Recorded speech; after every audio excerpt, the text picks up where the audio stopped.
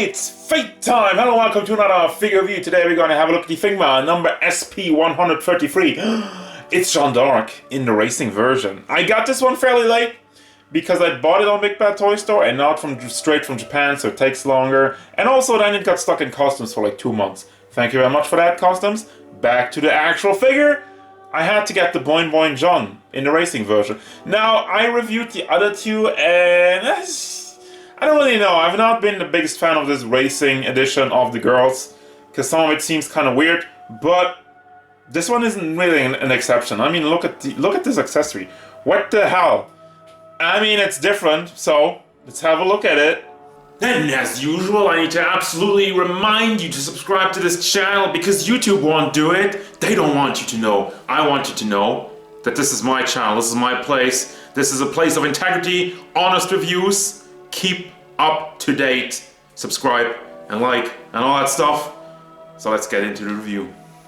It's actually been a couple of weeks since I filmed the box part, so I'm finally getting around to reviewing her. Actually, she stands at about a little over 14 centimeters to the top of the head, which means we are going up to 5.5 inches tall. Size comparisons. Here's Jalter, the SH Figure Art Son Goku, Casual Jeanne, the other two Type-Moon Racing gals, Nero and Altria, Mattel Stone Cold Steve Austin, and Darkseid. So I talked about it in great detail, how I'm not too keen on this entire racing line because it's just like not the most interesting designs. However, I feel for Jeanne, they did a little bit of extra work, which I do appreciate, and it does capture the look of the original with some changes here and there. Also, she's Opie and she does have the goods. So it's a very fan servicey figure, and you know me, I don't have a problem with that. Let's have a look at the face sculpt. You do have the wonderful blue big eyes, and you do still also have her crown in there, which really stays in line with the original design. And I really love the detail in the crown. It is shiny, it's not quite metallic. What I mean by that, like there's not like these small particles in there which you have sometimes.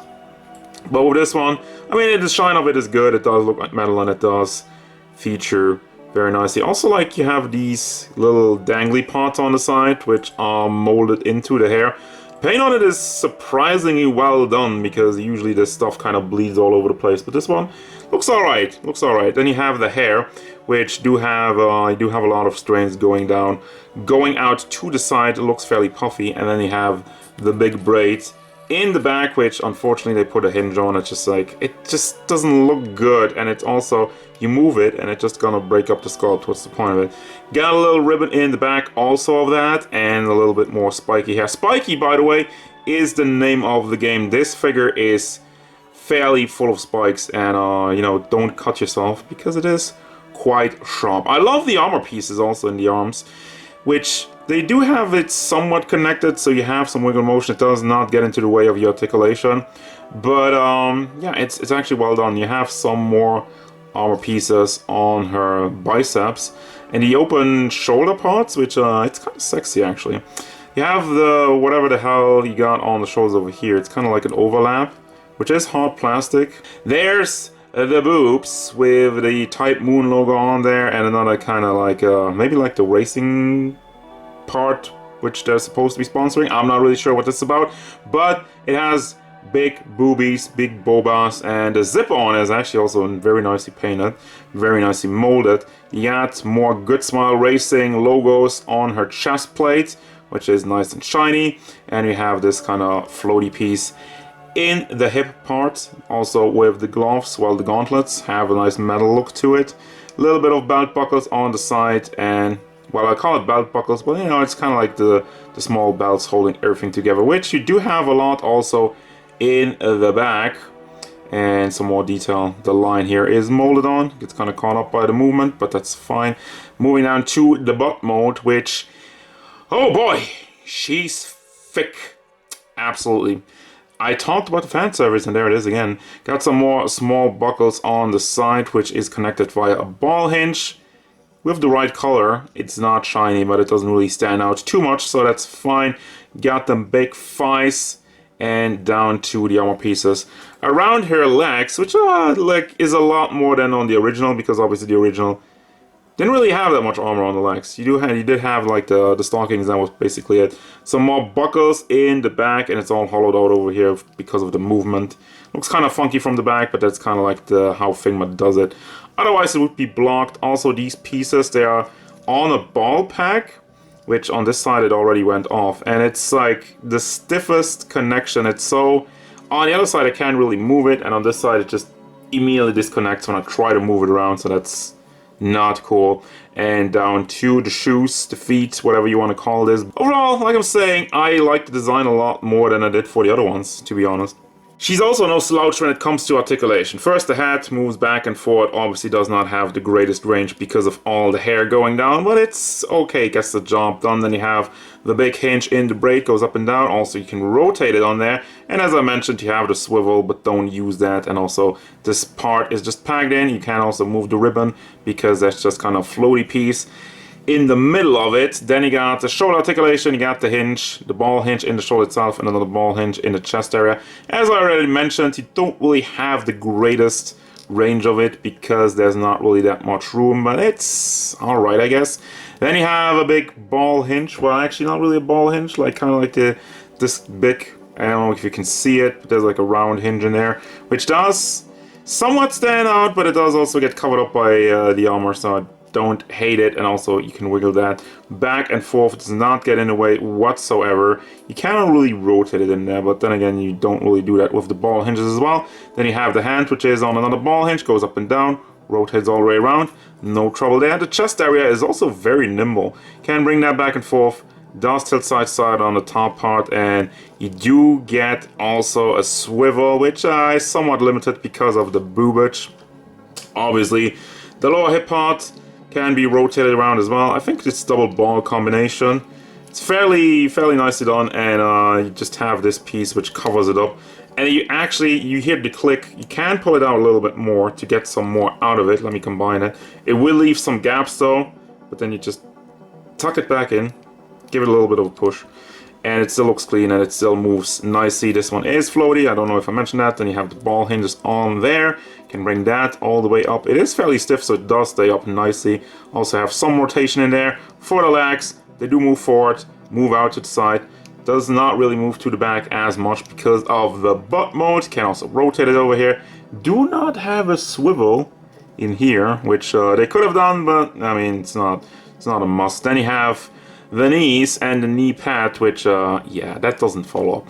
That was a really dumb idea. So you move the knees and you have this exposed, and why not put this over there? What's up with that? I hate this kind of stuff. You can move it around, but it doesn't really line up with it. So put it on the knee itself, then it covers it up, and you know, it doesn't just fall off like that. Then you have the foot with another hinge, goes back and forth, side to side. Also, why the hinges on the foot and the knee black? You have like this kind of little ball hinge in there, which I praised for having the right color. And then the rest over here is just like, wouldn't it be better if that was just gray? I don't know, you be the judge of that. But yeah, back and forth, maybe it's part of the design, maybe it was meant to be like that. Does tilt side to side, and it does move all the way around for articulation. So you also have some very interesting accessories. You got a big oxygen tank, which doesn't really have any weight, so don't worry about it. It's alright, it's nice purple, bit shiny, and have the metallic parts on top of it. There's no detail in there though, which is kind of disappointing, but it is what it is. I didn't get any stickers. I didn't see any stickers at least. I checked the box and there's nothing in there. You got some nice wheels molded on there, but I'm just saying, would it have killed you to make these roll? I know it's a collector's item, it's not supposed to play with, but it's just like a wheel. Whee! Would have been fun, but no. Looks alright. Got the oxygen tank on there, and actually you also have this cord which you just put on this side of the oxygen tank and it goes bye-bye. Never mind, you put it on one side of the oxygen tank and then just put it into this kind of, I guess, oxygen gun. Just gonna call it like that. So that's not what it is. I can't get it in. Just slide that in there. That's what she said. Then you have the gun. I'm just calling it the gun because that's how I see it. But it's nice and detailed. Got some, especially detail in the front, like the small kind of waves on it. Very cool looking. And you put that on the oxygen tank. oxygen tank, and then you fill up some oxygen. Then you got the standard stuff, you got your hands, you got 2 pointy fingers, which also could be holdy hands. Well, I guess they hold on to the big rig over here for the oxygen tank. Then you have the fist hands and 2 more holding hands for the gun. And also you have a praying combination hand, because obviously it is Jeanne d'Arc. Then you have for the face gums, actually I really like these ones. Well, the closed eyes is for the praying mostly, I guess, but it's very boring. But then again, you have this one where she sticks the tongue out, a little bit of a mischievous face, a little bit of the red cheeks, and good stuff. You also have the Figma base and the Figma back as usual, and then also the replacement pieces, like the other part for the base. You put that on the top, and you have a little pack where you can replace the wrist. And for the final thoughts, I gotta say, I quite like this. Honestly, I'm impressed. I'm liking it more than I expected to. So, what is good about this figure is actually the design. I feel like does a lot more for the character than previous ones do. You do have a lot of purple, and you do have the mommy milkers, and a bunch of cool looking armor with a good amount of detail on it. And also the accessories is something unique, something out of the box, and something that is sure to delight Figma fans who mostly buy the figures for your accessories. Like, I know a lot of you guys out there, you like to swap bodies and you like to swap items between your characters, and this is definitely a fun thing to do with this one. So, and about the bat, I don't really have much bat. The only thing that kind of bothers me is the weird knee pads, how they are adjusted, how they don't really line up with the knees, and how they just pop off all the time. Other than that, this figure's pretty good. I don't think it's a must-have because, you know, the racing lineup kind of exists on its own. But if you like the design, I do recommend this one. And that's gonna do it, as usual. Thank you very much for watching. Don't forget, if you enjoyed this review, hit it up with a like and subscribe to the channel so you can stay tuned for more figure reviews, card game stuff, and whatever Jeanne d'Arc wants.